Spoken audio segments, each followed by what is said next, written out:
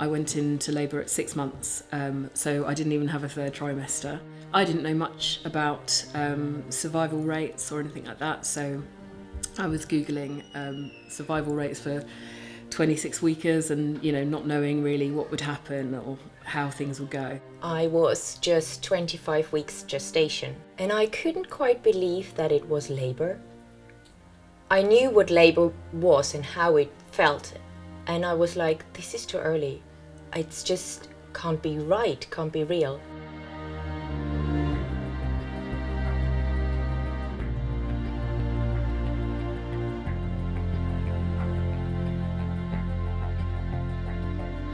We saw some babies who didn't make it with neck as well, and it was a very frightening thing. Breast milk is one of the things that really, if you're able to receive breast milk, either donor breast milk or your mother's breast milk, then it really, really cuts down on the risk of neck. When babies are in hospital, it's especially important that they're fed with breast milk, and particularly those very preterm babies, because they're born with an immature digestive system and a very immature immune system also. When you have a premature child, your body is not meant to produce milk yet. Plus, you don't have your child with you. Premature babies especially need donor milk for those times when their own mums aren't able to provide any or enough of their own milk. Mums are always anxious when the babies are in hospital, but when your baby's very tiny or very sick, your stress levels go through the roof, and that really impacts on lactation.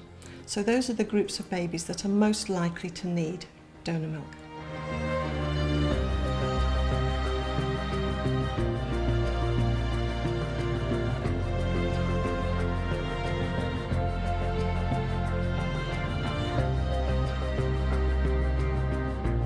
I think a lot of people are not aware of the fact that premature children need mother's milk, and however that sometimes they can't get it for a variety of reasons.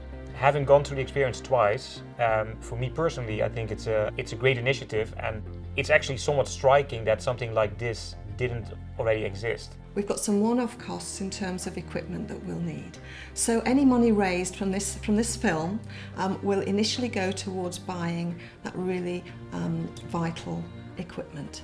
The pasteuriser that we need to process human milk is an expensive piece of equipment, and we need at least 2 of them to create as efficient a service as possible. Those machines will be running 5 days a week, maybe even 6 or 7 days a week at times, to ensure that every baby who will benefit can access donor milk. I am really glad that we had the opportunity to receive donor milk, because today this little chap is sitting on my lap, and he completes our family. He went through a difficult time at the beginning of his life, but thanks to donor milk he made it through.